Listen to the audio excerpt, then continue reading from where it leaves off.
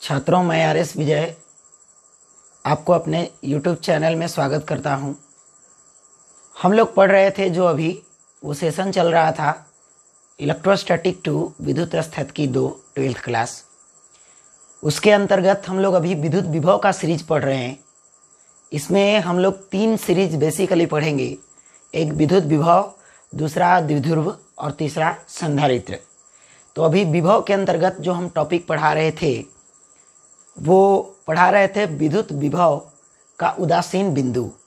तो पिछले वीडियो में हमने उदासीन बिंदु पर कुछ सवाल करवाए थे और इसमें हम जो पॉइंट्स पढ़ाए हैं उसमें आज जो हम लोग पढ़ेंगे वो विद्युत स्थैतिक ऊर्जा अगर किसी आवेशों के निकाय के लिए निकालना हो, यानी कि बहुत सारे बिंदु आवेश अगर आपको दिए गए हैं और वहाँ पर आपको पूछ रहा है कि विद्युत स्थैतिक ऊर्जा बताइए, तो आप कैसे बताएंगे, यानी कि निकाय का विद्युत स्थैतिक ऊर्जा। लेकिन इससे पहले कि हम ये टॉपिक का शुरुआत करें, हम एक क्वेश्चन दिया था हमने होमवर्क में ग्राफ खींचने के लिए। कभी कभी ये कॉम्पिटिटिव क्वेश्चन में ये दिए रहते हैं ग्राफ, जिसमें हमने दिया था 2 चार्जेस, पॉइंट चार्जेस दिए गए हैं, एक प्लस क्यू है, दूसरा भी प्लस क्यू है, और दोनों को कुछ डिस्टेंस पर ऐसे रख दिया गया है और हमें विद्युत विभव तथा इनके बीच, इनसे ली गई दूरी, आवेशों से ली गई दूरी, ये दूरी के बीच ग्राफ खींचना है। अब ये जो ग्राफ आपको यहाँ पर खींचना है, ये किस प्रकार से आप खींचेंगे ग्राफ, क्योंकि ये ग्राफ अब एक आवेश का ग्राफ नहीं है। हमने जो ग्राफ बताया था एक बिंदु आवेश के लिए बताया था, लेकिन यहाँ पर 2-2 बिंदु आवेश हैं, तो यहाँ पर 2-2 विभव होंगे, ठीक है, और दोनों का हमें ग्राफ खींचना होगा। यहाँ हमने लिया है विपरीत आवेश प्लस क्यू और माइनस क्यू, यहाँ पर हमने लिया है ये प्लस क्यू और ये भी प्लस क्यू। इसका मतलब ये है सजातीय आवेश, और यहाँ पर ये है विजातीय आवेश, मतलब विपरीत आवेश। तो ये हमने होमवर्क दिया था। अब इस ग्राफ को हमें खींचना है। तो आपको याद होगा हमने आपको बताया था कि किसी भी बिंदु आवेश का अगर विद्युत विभव का आपको ग्राफ खींचना हो तो वो ग्राफ हाइपरबोला होता है। और आप याद करिए हमने जो ग्राफ बताए थे वो कुछ ऐसा था। अगर मैं बात करूं किसी धन आवेशित का, तो किसी धन आवेश का विभव और दूरी के बीच अगर ग्राफ का मैं बात करूं तो वो आपको ऐसा बताया गया था, धन आवेश का ऐसा। चाहे हम R प्लस में बात करें या R माइनस में बात करें, यह विभव और यह दूरी। तो या तो दाएं साइड बात करें या फिर बाएं साइड बात करें, दोनों साइड में ग्राफ हमेशा ऊपर होगा, क्योंकि इसका विभव हमेशा धनात्मक होगा। क्यों? क्योंकि प्लस चार्ज है और पॉजिटिव चार्ज का विभव हमेशा धनात्मक होता है और नेगेटिव चार्ज का विभव हमेशा ऋणात्मक होता है। तो पॉजिटिव चार्ज का दोनों हाइपरबोला ग्राफ ऊपर हुआ था। जहाँ पर ग्राफ बताया गया था वहाँ पर पीछे वाले लेक्चर में आप देख सकते हैं, जहाँ पर हमने बिंदु आवेश का विद्युत विभव बताया था, ये वाला फार्मूला बताया था KQ/R। वहाँ पर लास्ट में ग्राफ भी बताया गया था, आप उस ग्राफ को वहाँ पर देख सकते हैं। अगर मैं निगेटिव चार्ज की बात करूँ तो निगेटिव चार्ज का ग्राफ कुछ ऐसा था, यानी कि अगर सिंगल पॉजिटिव चार्ज रहता है तो ग्राफ हाइपरबोला फर्स्ट और सेकंड क्वाड्रेंट में, ठीक है। और अगर नेगेटिव चार्ज रहता है तो दोनों ग्राफ यहाँ पर जो आपको दिखाई दे रहा है ये हम नीचे कर देते हैं, इट मीन्स निगेटिव। क्यों? क्योंकि नेगेटिव चार्ज का पोटेंशियल भी नेगेटिव हो जाता है, यानी कि ऋणात्मक आवेश का विभव ऋणात्मक होता है। तो ऋणात्मक आवेश का विभव अगर ऋणात्मक होता है तो ये है विभव वाई एक्सिस में, और कहीं भी वाई एक्सिस ऋणात्मक कब होता है बाबू? तो वाई एक्सिस तब ऋणात्मक होता है जब हम एक्स एक्सिस से नीचे चलते हैं, और वाई एक्सिस कब धनात्मक होता है? जब हम एक्स एक्सिस से ऊपर चलते हैं। तो यहाँ पर आप ध्यान से देखेंगे तो यहाँ पर ग्राफ एक्स एक्सिस के ऊपर है दोनों, और यहाँ पर ग्राफ एक्स एक्सिस के नीचे है। ये निगेटिव और ये भी निगेटिव। पर ये जो ग्राफ बताया गया था आपको, ये सिर्फ सिंगल चार्ज के लिए बताया गया था। इट मीन्स आवेश अगर एक हो, एक बिंदु आवेश हो, तो उसके लिए ग्राफ बताया गया था। लेकिन यहाँ पर तो 2-2 आवेश हैं, ठीक है। तो इनका ग्राफ कैसे खिंचाएगा, तो हम बारी बारी से दोनों आवेशों का ग्राफ देखेंगे। ठीक है, पहले हम देखेंगे इस पॉजिटिव चार्ज का ग्राफ। तो अगर हम इस पॉजिटिव चार्ज का ग्राफ देखें तो वो ग्राफ कुछ ऐसा आएगा। देखिए पॉजिटिव चार्ज का ग्राफ कैसा होता है, इस साइड में ऐसा और ये इस साइड में ऐसा। ठीक है, फिर इस पॉजिटिव चार्ज का ग्राफ देखेंगे तो हमेशा ग्राफ ऊपर होगा, एक्स एक्सिस से ऊपर, एक्स एक्सिस से ऊपर, और ये भी है ऊपर। एक बात का आप ध्यान दें, ये ग्राफ जब आपस में इसका और इसका पोटेंशियल जब आपस में मिलेगा तो दोनों मिल करके एक पोटेंशियल हो जाएगा, है ना। जैसे बात ऐसा है कि हम किसी भी बिंदु पर अगर इसका विभव निकालें, ठीक है, ये दोनों आवेश का, तो पहले इस बिंदु आवेश का विभव निकालेंगे, फिर इस बिंदु आवेश का विभव निकालेंगे और दोनों के विभव को हम जोड़ देंगे तो टोटल विभव निकल जाएगा, है ना। तो यहाँ पर जो ये ग्राफ आ रहा है, देखिए ये और ये ग्राफ, ये दोनों ग्राफ को मिलने की संभावना है। कैसे मिलने की संभावना है, क्योंकि ये जो ग्राफ आ रहा है इस साइड आ रहा है, ये जो ग्राफ आ रहा है इस साइड आ रहा है, तो यहाँ पर दो दो तो ग्राफ होगा नहीं, इसका विभव अलग है इसका अलग तो होगा नहीं। अगर आप ध्यान से देखें तो यहाँ पर ये जो ग्राफ है ना, ये भी इसका भी है और इसका भी है, दोनों का मिक्सअप यहाँ पर ग्राफ है, दोनों का ग्राफ यहाँ पर मिक्स है, लेकिन इसका प्रभाव यहाँ ज़्यादा है तो यहाँ ग्राफ इसी के अनुसार खींचेंगे। ठीक है, यहाँ इसका प्रभाव ज़्यादा है तो इसी के अनुसार खींचेंगे, लेकिन बीच में तो दोनों का प्रभाव होगा, तो ये दोनों ग्राफ जो है आपस में ऐसे मिल जाएगा, कुछ इसका भी विभव होगा और कुछ इसका भी विभव होगा।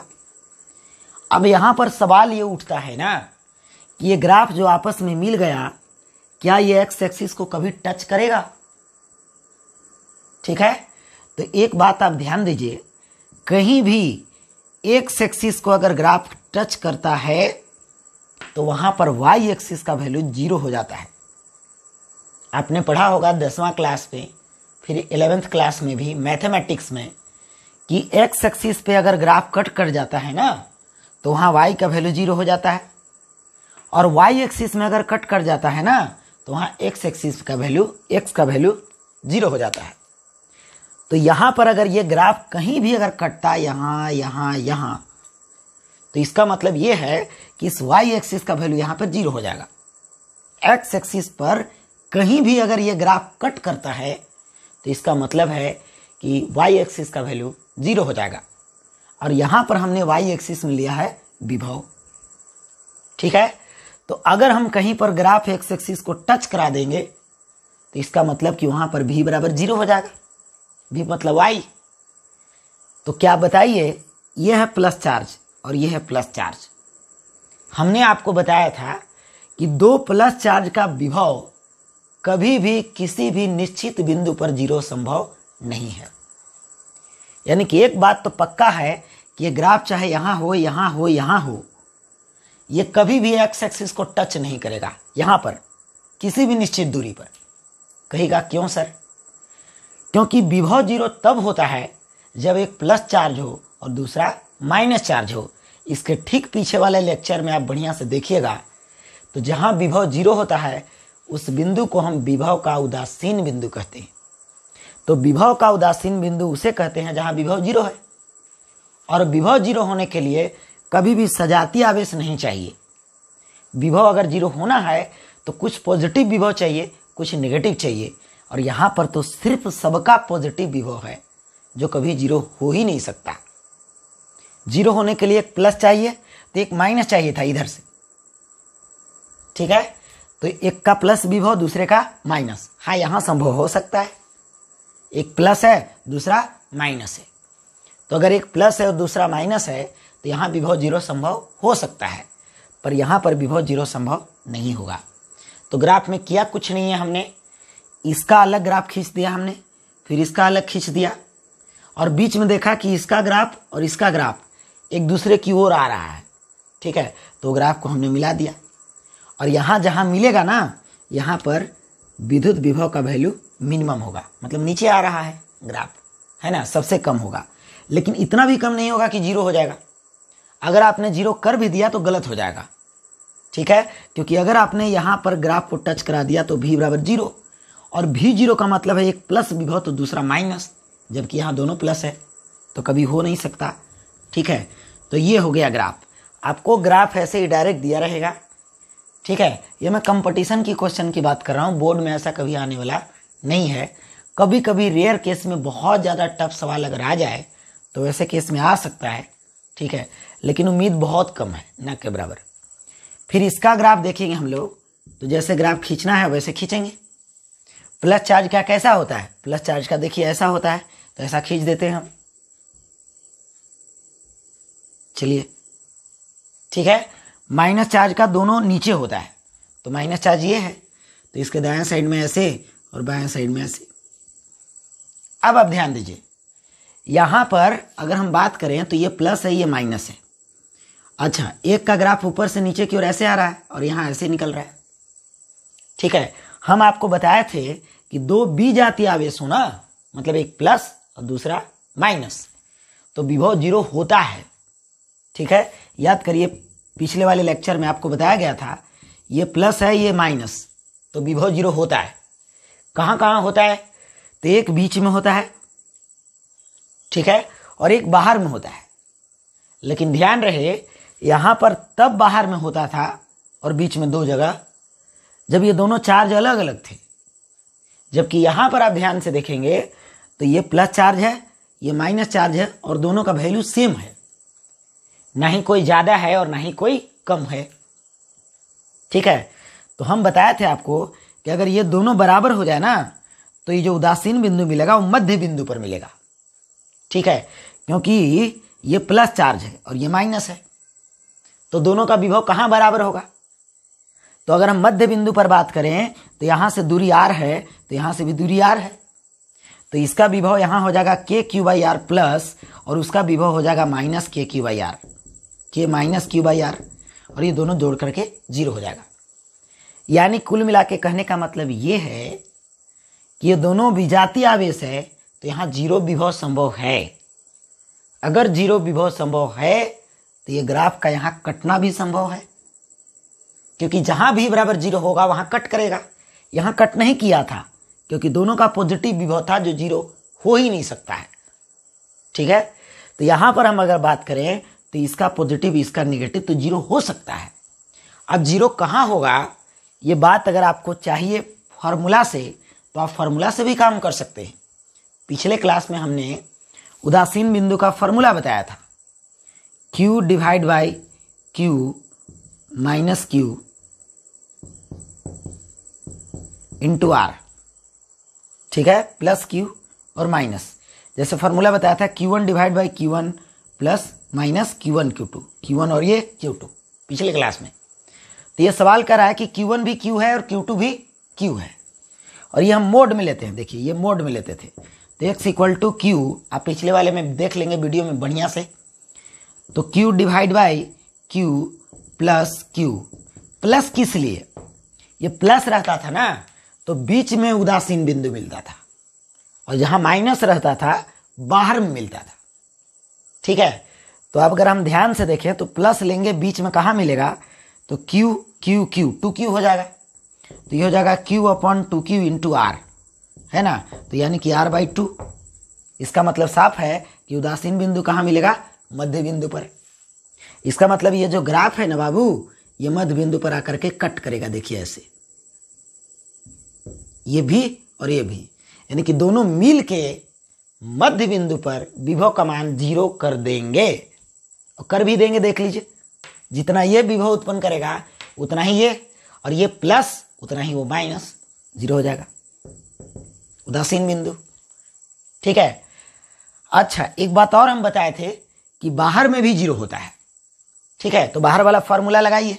बाहर वाला फॉर्मूला क्या था बाबू, Q divide by Q minus Q, minus में। ठीक है, माइनस साइन नहीं लेना है, यहां मोड में हम बताए थे फॉर्मूला, आप पिछला वीडियो जरूर देख लेंगे। x इक्वल टू हम बात करें तो QR divide by Q minus Q 0, और 0 से किसी भी संख्या में भागा देने पर इन्फिनाइट आता है। इसका मतलब यह है कि बाहर में कहां 0 होगा, कहां उदासीन बिंदु मिलेगा, तो इन्फिनाइट पर मिलेगा। इसका मतलब नहीं मिलेगा।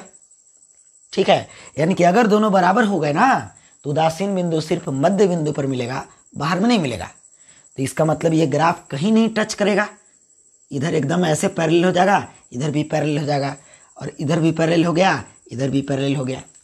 मान लो अगर ये अलग अलग आवेश होते, और अलग अलग अगर आवेश होंगे तो हम बताए थे कि जिसका परिमाण कम होगा ना उसकी तरफ उदासीन बिंदु मिलेगा। खूब बढ़िया से पिछले वाले वीडियो में बताया गया है।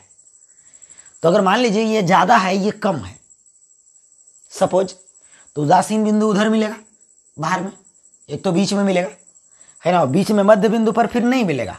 वो आप देख लीजिएगा कहां पर उदासीन बिंदु 0 होता था, हमेशा छोटा वाला की तरफ होता था। ठीक है, हम बताया था हमने। तो बीच वाला में भी जब छोटा होगा उसकी तरफ ये बिंदु चला जाएगा, और बाहर में ये बड़ा होगा, ये छोटा होगा, तो इस साइड उदासीन बिंदु मिलेगा। जहां उदासीन बिंदु मिलेगा एक अंदाज लगा लीजिएगा आप, जितना दूरी पर मिलेगा, अगर दूरी नहीं दिया है तो इस तरफ मिलेगा, तो ये ग्राफ को हम यहां टच करा देंगे, बस यही काम करना है। अब क्यों नहीं टच कर रहा है ग्राफ? क्योंकि यहां पर उदासीन बिंदु इन्फिनाइट पर मिल रहा है। ठीक है, तो सिंपल ग्राफ हमने बताया। एक आवेश का अगर ग्राफ आपको पता है तो फिर आपको 2 आवेश का ग्राफ बना सकते हैं। ये टफ क्वेश्चन में आएगा। ठीक है, थोड़ा सा क्वेश्चन कठिन है, पर समझिएगा तो बहुत आसान है।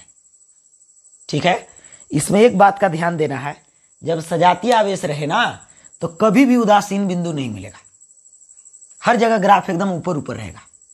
ठीक है, और अगर विजातीय आवेश आपको मिल जाता है तो विजातीय आवेश में वहां पर देख लेंगे कि किस बिंदु पर हमें उदासीन बिंदु प्राप्त हो रहा है, जो कि आपको बताया गया है।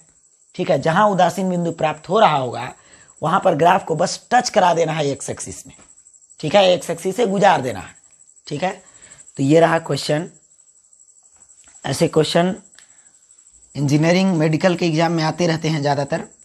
तो एक क्वेश्चन हमने बताया था इंग्लिश मीडियम में भी, तो इसमें भी अब हम बात करते हैं, हम लोग जो पढ़े हैं वहां पर देखिए, हम पढ़ रहे थे चौथा पॉइंट इसमें। ठीक है, वो पढ़ रहे थे निकाय, यानी कि बहुत सारे अगर आवेश रहें तो उनका हम विभव कैसे निकालेंगे, ये बात हम बताए थे। ठीक है, तो शुरू बार में हम लोगों ने पढ़ा विद्युत स्थैतिक ऊर्जा, फिर पढ़ा विद्युत विभव, फिर पढ़े कि अगर बहुत सारे विद्युत विभव आ जाएं तो आप कैसे उनको जोड़ेंगे। ठीक है, उसी में उदासीन बिंदु आ गया। फिर अब हम लोग पढ़ेंगे कि बहुत सारे अगर विद्युत स्थैतिक ऊर्जा आ जाए तो आप उनको कैसे जोड़ेंगे। ठीक है, यानी कि पिछले वाले क्लास में बेसिकली आपने पढ़ा था विद्युत विभव, बहुत सारे आवेशों का विद्युत विभव, और आज जो हम पॉइंट पढ़ेंगे 4.2 मतलब 4.1 में जो पढ़े हैं ना वो निकाय का विभव पढ़े हैं, और अब हम लोग पढ़ेंगे निकाय की स्थितिज ऊर्जा। ठीक है, निकाय की विद्युत स्थितिज ऊर्जा।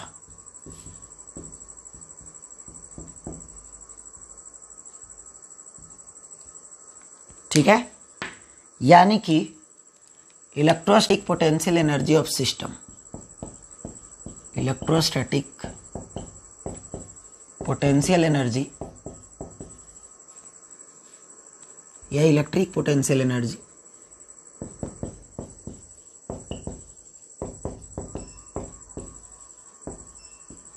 Energy of system.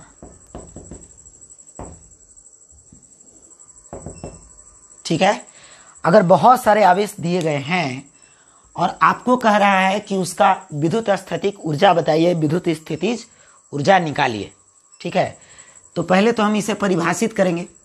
तो अगर हम इसकी परिभाषा की बात करें तो आप इस निकाय की विद्युत स्थितिज ऊर्जा, जिसमें एक से ज्यादा विद्युत स्थितिज ऊर्जा होंगी और बहुत सारे आवेश होंगे, 3, 4, 5, 6 ऐसे 2 आवेश का विद्युत स्थितिज ऊर्जा आप पढ़ चुके हैं। ठीक है, तो 2 से ज्यादा आवेश का ही बात करेंगे हम यहाँ पर, क्योंकि जब 2 आवेश का विद्युत स्थितिज ऊर्जा 1 होता है तो 1 से ज्यादा विद्युत स्थितिज ऊर्जा होने के लिए हमें 2 से ज्यादा आवेश चाहिए।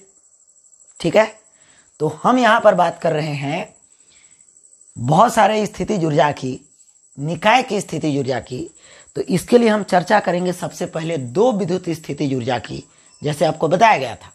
ठीक है, तो हमने जब दो आवेशों का विद्युत स्थितिज ऊर्जा बताया था तो कैसे बताया था, थोड़ा उसको याद करेंगे आप। ठीक है, हमने कहा था कि अगर दो आवेश ऐसे रखे गए हैं, क्यू क्यू या Q1 Q2 कुछ भी मान लीजिए। ठीक है, तो दो आवेश हम मान लेते हैं, क्यू क्यू यहाँ पर दिया गया कैपिटल Q और स्मॉल q, और कह रहा है कि इनका विद्युत स्थितिज ऊर्जा बताइए अगर इनके बीच की दूरी r है। तो हमने कहा था कि एक आवेश को हम यहाँ पर रख देंगे और दूसरा आवेश को हम इन्फिनाइट पर लेके चले जाएंगे। ठीक है, और इन्फिनाइट से जिस बिंदु पर स्थितिज ऊर्जा आपको निकालना है ना, जिस दूरी पर आपको स्थितिज ऊर्जा निकालना है, उस दूरी तक इन्फिनाइट से इसे धीरे धीरे लाएंगे बिना त्वरण के। ठीक है, और स्लोली लाएंगे, यानी कि धीरे धीरे लाएंगे। यहां से इन्फिनाइट से दिए गए बिंदु तक जहां पर स्थितिज ऊर्जा निकालना है, वहां लाने में जितना कार्य लगेगा बाहरी बल के द्वारा धनात्मक और विद्युत बल के द्वारा ऋणात्मक, उसी कार्य को हम इस बिंदु पर स्थितिज ऊर्जा कहेंगे। ठीक है, अब सवाल ये उठता है कि इन्फिनाइट पर क्यों ले गए थे। तो हमने बताया था कि इन्फिनाइट पर स्थितिज ऊर्जा का मान 0 होता है, और अगर आप किसी भी बिंदु पर स्थितिज ऊर्जा निकालना चाहते हैं तो इसका मतलब उस बिंदु का आप वास्तविक ऊर्जा खोज रहे हैं। ठीक है, तो किसी भी बिंदु की स्थितिज ऊर्जा अगर आप वास्तविक निकालना चाहते हैं तो इसका मतलब है कि आप शुरुआत 0 से करेंगे। ठीक है, और 0 स्थितिज ऊर्जा कहाँ होता है, तो 0 स्थितिज ऊर्जा होता है इन्फिनाइट पर। इसीलिए इस आवेश को हम इन्फिनाइट पर भेजे थे, ताकि इस आवेश में जो स्थितिज ऊर्जा पैदा हो सके, घुमाने पर, विस्थापित कराने पर, वो स्थितिज ऊर्जा वास्तविक पैदा हो सके। तो वास्तविक ऊर्जा को पैदा करने के लिए हमने ऊर्जा की शुरुआत 0 ऊर्जा से की है, और 0 ऊर्जा करने के लिए इस आवेश को हम पहले इन्फिनाइट पर भेजते थे। हमने कहा था कि जैसे आप पेट्रोल लेने के लिए पहले कांटा को 0 पर ले जाते हैं, ठीक है, ताकि आपका पेट्रोल जो लिया जाए वास्तविक जितना रुपया का आप पेट्रोल ले रहे हैं वास्तविक आपको मिले। ठीक है, इसलिए उसी प्रकार यहाँ भी इसका वास्तविक ऊर्जा निकालने के लिए इसका स्थितिज ऊर्जा पहले हम 0 कर देते हैं। ठीक है, तो 0 होता कहाँ है, तो इन्फिनाइट पर। किसी भी बिंदु आवेश का मैं बात कर रहा हूँ, सब जगह नहीं। बिंदु आवेश की स्थितिज ऊर्जा इन्फिनाइट पर 0 होती है। ठीक है, तो हम क्या कर रहे हैं, यहाँ पर दो आवेश की स्थितिज ऊर्जा नहीं निकाल रहे हैं, यहाँ 2 से ज्यादा आवेश की स्थितिज ऊर्जा देखेंगे, क्योंकि दो आवेश का स्थितिज ऊर्जा तो एक ही होता है, और यहाँ हम एक से ज्यादा स्थितिज ऊर्जा की बात कर रहे हैं। ठीक है, तो आइए हम यहाँ देखते हैं। मान लीजिए कि ये Q1 चार्ज है, ये Q2 है, और ये Q3 है, और ये Q4 है। सवाल कह रहा है कि इन सभी का निकाय जो सिस्टम दिया गया है यहाँ पर, इन सभी निकाय का स्थितिज ऊर्जा आप ज्ञात करिए। ठीक है, 2 नहीं, कितने चार्ज है यहाँ पर, 4। तो 2 का तो फॉर्मूला बता चुके हैं, लेकिन 4, 5, 6, 7, 8 ऐसे रहेगा, 3, 4, 5। तो उसके लिए हमने फॉर्मूला नहीं बताया है, और वही आज हम पढ़ने वाले हैं। ठीक है, तो इसे कैसे परिभाषित करेंगे, तो सबसे पहले इनका जो स्थितिज ऊर्जा होगा, विद्युत स्थितिज ऊर्जा, उसे हम परिभाषित करेंगे। फिर परिभाषित करके उस परिभाषा से हम इनका फॉर्मूला निकालेंगे। ठीक है, तो आप इस बात पर ध्यान दीजिएगा कि कैसे इसका स्थितिज ऊर्जा को हम परिभाषित करेंगे। तो सबसे पहली बात, जो भी यहाँ पर कॉन्फ़िगरेशन दिया गया है, यानी कि जो भी यहाँ पर स्थिति सबका दिया गया है, जो अरेंजमेंट, जो व्यवस्था यहाँ पर है आवेशों का, उनका वास्तविक ऊर्जा हमें निकालना है। कहीं भी स्थितिज ऊर्जा अगर हम आपसे पूछ रहे हैं तो इसका मतलब साफ है कि हम वास्तविक स्थितिज ऊर्जा पूछ रहे हैं। ठीक है बाबू, तो यहाँ पर हम चारों आवेशों का वास्तविक ऊर्जा निकालना चाहते हैं। तो इसके लिए हम क्या करेंगे, तो इसके लिए इनका ऊर्जा मापने के लिए इनका ऊर्जा पहले 0 करेंगे, जैसे 2 आवेश में किए थे। हम आवेश को इन्फिनाइट पर क्यों भेजे थे, ताकि इस निकाय का ऊर्जा क्या हो सके, 0 हो सके। तो यहां पर हम क्या करते हैं कि पहले सभी आवेशों को इन्फिनाइट पर भेज देते हैं, भेज दिया इन्फिनाइट पे, इसको भी सबको। क्यों? ताकि पूरे सिस्टम का जो ऊर्जा है ना, स्थितिज ऊर्जा, वो जीरो हो सके और इन्फिनाइट से धीरे धीरे बारी बारी से, मतलब एक एक करके इन्फिनाइट से दिए हुए बिंदु तक सभी आवेशों को, जहां जहां आवेश दिए गए थे वहां पर इन्फिनाइट से धीरे धीरे लाते हैं। यानी कि पहले इन्फिनाइट पर भेजते हैं। कोई पूछेगा क्यों भेजते हैं? तो स्थितिज ऊर्जा जीरो करने के लिए। और फिर वहां से धीरे धीरे धीरे धीरे बिना त्वरण के जहां पर था ना, वहां पर हम उसे लाते हैं। और एक एक कर लाने में जितना कार्य होता है, जैसे पहला को लाया तो कार्य निकाल लिया, फिर दूसरा को लाया तो कार्य निकाल लिया, तीसरा को लाया तो कार्य निकाल लिया। ठीक है, जितने कार्य होंगे सबको लाने में, जब तक सब नहीं आ जाए तब तक बारी बारी से सबको लाएंगे और सब का कार्य निकालेंगे। वही जो कार्य होगा बाहरी बल के द्वारा धनात्मक और विद्युत बल के द्वारा ऋणात्मक, वही कुल कार्य इस पूरे निकाय का स्थितिज ऊर्जा होगा। ठीक है, समझ में आ गया? यानी कि सबसे पहले इन्हें हमें कहां भेज देना है? इन्फिनाइट पर। इन्फिनाइट पर भेजने के बाद बारी बारी से इसे लाना है। लाने में जो कार्य लगेगा उन सभी के कार्य को हमें लिखना है, पहला का, दूसरा का, तीसरा का, चौथा का, पांचवा का, और सभी कार्यों को जोड़ देना है। वही सभी कार्य पूरे निकाय की स्थितिज ऊर्जा कहलाएंगे। ठीक है, तो पहले हम परिभाषा लिखते हैं, फिर दोबारा अगर अभी तक किसी को समझ में नहीं आया हुआ तो एकदम परेशानी की कोई ज़रूरत नहीं है, यहाँ पर आ जाएगा। एक बार हम परिभाषा लिखेंगे, फिर एग्जाम्पल लेकर के उसे ला करके कार्य लिख करके फॉर्मूला निकालेंगे। ठीक है, तो कैसे काम करेंगे? पहले हम फॉर्मूला लिख लेते हैं।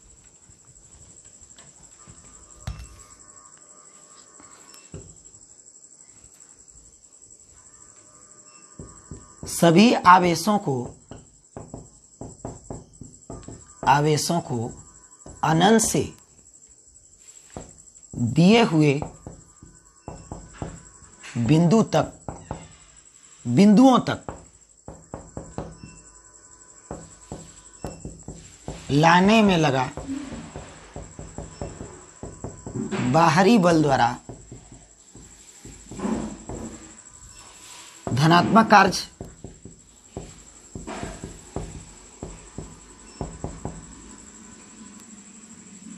लाने में रुक जाए तक बिना त्वरण के धीरे धीरे लाने में लगा बाहरी बल द्वारा धनात्मक तथा विद्युत बल द्वारा, वही पुराना परिभाषा, विद्युत बल द्वारा ऋणात्मक कार्य को निकाय की स्थितिज ऊर्जा कहा जाता है।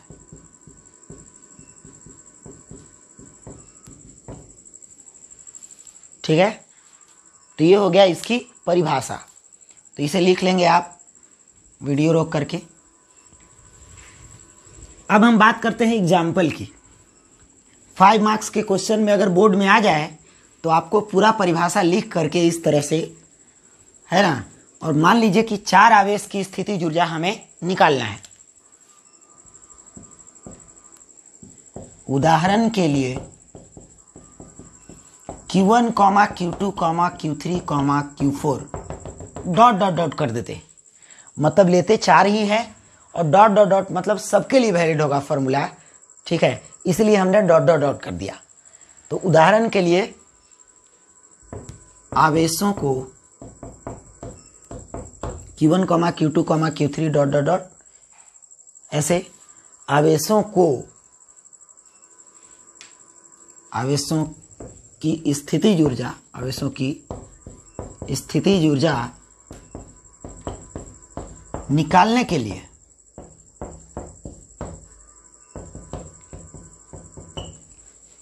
इन्हें अनंत पर भेजेंगे।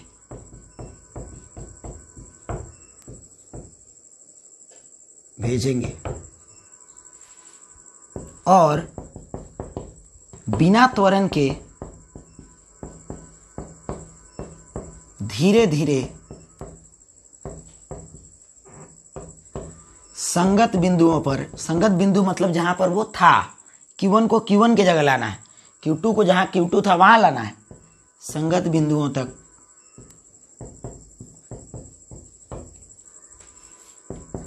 लाते हैं। तो लाने में कार्य निम्नलिखित होंगे।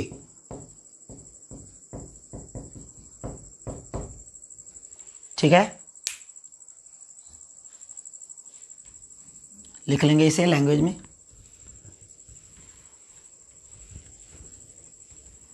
देखो कैसे काम करना है, आप फिर से एक बार देखें। तो एक तो डेफिनेशन में हमने समझाया, दूसरा बार एग्जाम्पल में समझा रहे हैं। ये है Q1, ये Q2 और ये Q3 और ये Q4। इसे भेज देते हैं इधर इन्फिनाइट पे, इसे इधर और इसे इधर और इसे इधर। ठीक है, सबको हमने इन्फिनाइट पर भेज दिया। अब हम बारी बारी से आवेशों को लाएंगे। ठीक है, तो एक बात का आपको ख्याल रहे, पीछे जो हमने बताया है ना, दो आवेशों का विद्युत स्थिति ऊर्जा, उसे आपको याद रखना होगा। कैसे, ध्यान दीजिएगा थोड़ा। यहां पर है Q आवेश और ये Q आवेश यहां प्रेजेंट था, पहले से उपस्थित था, और इसकी उपस्थिति में हम दूसरा आवेश को इन्फिनाइट से यहां तक लाते हैं। ठीक है, तब ये जो कार्य होता है ना, बाहरी बल के द्वारा धनात्मक और विद्युत बल के द्वारा ऋणात्मक, जिसे हम U कहते हैं, वो कार्य इतना आता है K इंटू, मान लीजिए ये Q1 Q2 है, यानी कि Q1 की उपस्थिति में हमने Q2 को इन्फिनाइट से यहां तक लाया। तो लाने में जो बाहरी बल के द्वारा कार्य निकाला गया है वो इंटीग्रेशन के द्वारा ऐसा आया था, K इंटू दोनों का गुना divided by R। K into पहले से जो मौजूद था 100 और जिसको ला रहे हो 100 डिवाइड बाई R। ठीक है, कैसे ये स्थिति ऊर्जा पैदा हुआ, कैसे ये कार्य हुआ, इस बात का ख्याल रहे। देखिए बाबू, ये यहाँ मौजूद था, तो जब हम इसे यहाँ से लाए ना, तो ये तो जाहिर सी बात है कि जब भी हम इससे यहाँ पर कोई दूरी पर लाएंगे तो ये आवेश यहाँ पहले से मौजूद है, तो ये आवेश इस पर बल लगाया, और जब इस पर बल लगा और हम इसे यहाँ से यहाँ विस्थापित किए तो विस्थापन हुआ, और बल लगा तो बल लगा और विस्थापन हुआ, तो कार्य तो होगा ही।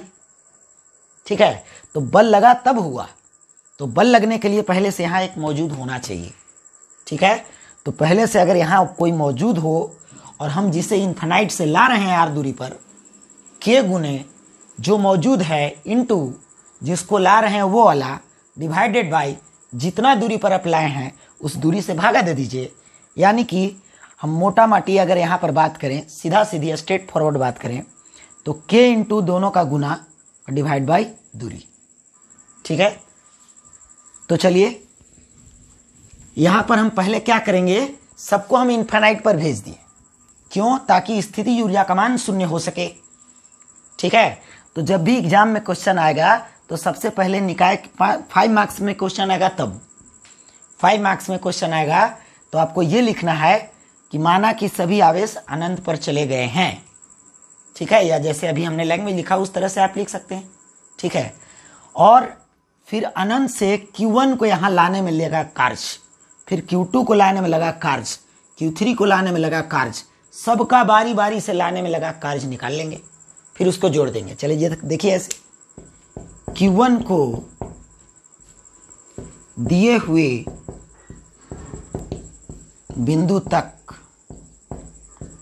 लाने में कार्य W1 बराबर क्या होगा, थोड़ा सोचिए। पहले से यहां कोई आवेश मौजूद नहीं है। अगर सोचिए पहले से यहां यह आवेश मौजूद नहीं होता Q1, और मैं Q2 को इन्फिनाइट से यहां लाता और पहले से यह मौजूद नहीं है, तो क्या कार्य होता, कार्य नहीं होगा, क्योंकि आपको पता है कि कार्य तब होगा जब बल लगेगा। तो बल तभी ना लगेगा बाबू जब यहां से पहले से कोई कुछ आवेश मौजूद है यहां पर। तो ये सभी आवेश अभी अनंत पर हैं, तो अभी तो हम पहला Q1 को ही लाए हैं, पहले से यहां कोई मौजूद नहीं, सब अनंत पर है। तो Q1 को जब लाएंगे तो क्या पहले से यहां कोई मौजूद है? नहीं है। अगर आप किसी अकेला आवेश को यहां पर ऐसे घुमाते रहें, कितना भी घुमाते रहें, तो कार्य नहीं होगा, क्योंकि अकेला आवेश पर बल लगेगा ही नहीं। बल लगने के लिए दो आवेश चाहिए। ठीक है, तो इस प्रकार यहां पर कोई कार्य नहीं होगा। कहिएगा क्यों? क्योंकि पहले से कोई आवेश मौजूद नहीं है, पहले यहां कोई आवेश उपस्थित नहीं है।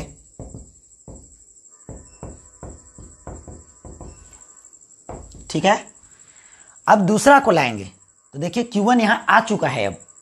अब Q1 यहां आ चुका है। चलिए ऐसे कर देते हैं, चलिए आ चुका है। अभी तीनों इन्फिनाइट पर है, तो अब हम किसे लाएंगे? अब Q2 को लाने में, Q2 को लाने में दिए हुए बिंदु तक, Q2 को दिए हुए बिंदु तक लाने में लगा कार्य, लाने में कार्य W2 बराबर। ठीक है, जब ये Q2 आ रहा था तो क्या पहले से कोई आवेश यहां मौजूद था? बिल्कुल था, क्योंकि हमने Q1 को पहले से ला दिया है। तो जब आप Q2 को ला रहे थे तो यहां पर कौन सा आवेश मौजूद था? तो मात्र एक ही आवेश मौजूद था, जिसे अभी जस्ट हमने लाया है, वो है Q1। तो पहले से आवेश मौजूद है, तो जब ला रहे होंगे तो ये इस पर बल लगा रहा होगा। अगर ये इस पर बल लगा रहा होगा तो पक्का कार्य हुआ होगा।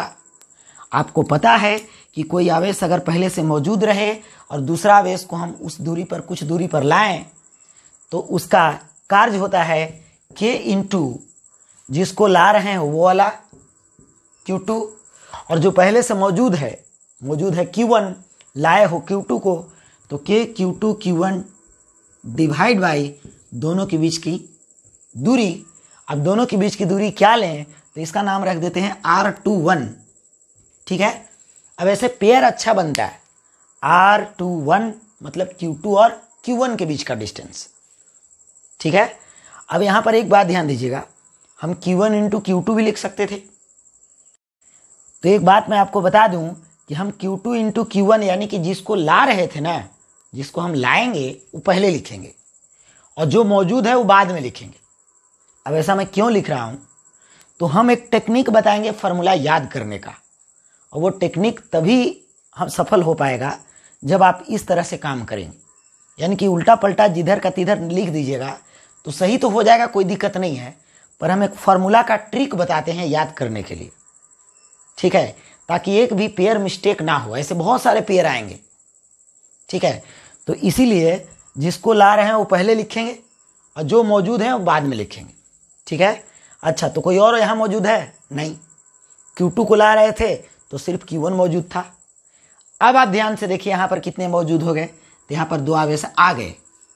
तो अब जब मैं Q3 को यहाँ पर लाऊंगा तो कितने कार्य होंगे?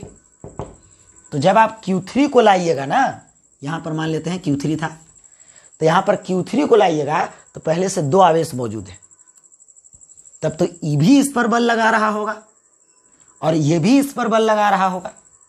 जो आवेश पहले से यहाँ मौजूद है वो आने वाले आवेश पर बल लगाता है और बल लगाएगा और उसका विस्थापन हो रहा है, तो पक्का कार्य होने वाला है। ठीक है, तो जब भी हम Q3 को लाएंगे बाबू, तो यहाँ से पहले से Q1 और Q2 मौजूद है, तो जो Q1 मौजूद है उसके कारण कितना कार्य होगा?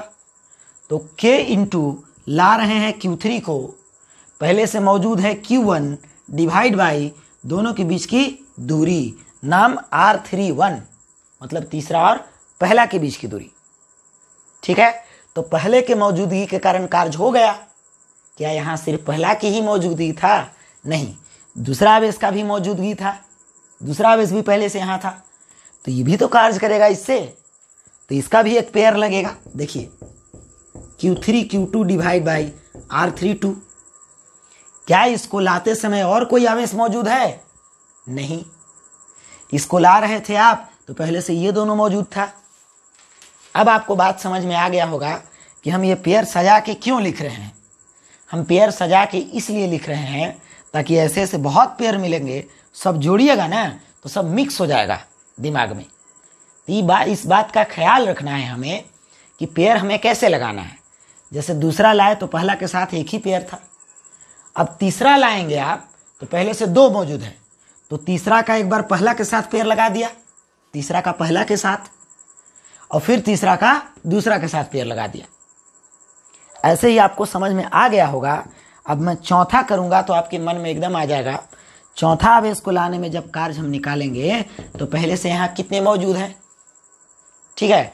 चौथा को आप लाएंगे तो पहले से यहाँ 3 मौजूद हैं, तो पहला भी चौथा पर बल लगाएगा, दूसरा भी चौथा पर बल लगाएगा और तीसरा भी चौथा पर बल लगाएगा।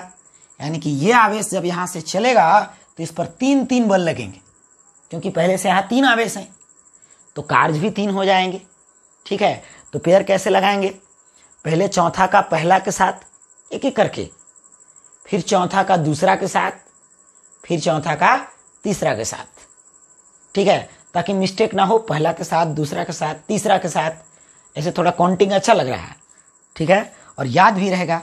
तो K into Q4 Q1 divide by R41 plus K into Q4 Q2 divide by R42 plus K into Q4 Q3 divide by R43।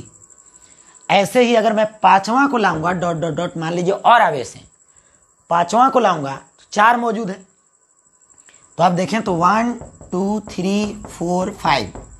दूसरा को लाया तो पहला मौजूद था, तीसरा को लाया तो दूसरा और पहला मौजूद था, चौथा को लाएंगे तो पहले से 3 मौजूद है, पांचवा को लाएंगे तो पहले से 4 मौजूद है। तो पांचवा का पहला के साथ, दूसरा के साथ, तीसरा के साथ, चौथा के साथ 4 पेयर बनेगा। छठा को लाएंगे तो पहले से 5 मौजूद है, तो छठा का पहला के साथ, छठा का दूसरा, छठा का तीसरा, छठा का पांचवा, छठा का चौथा, छठा का पांचवा, है ना, यानी कि इसका 5 पेयर लगेगा पीछे।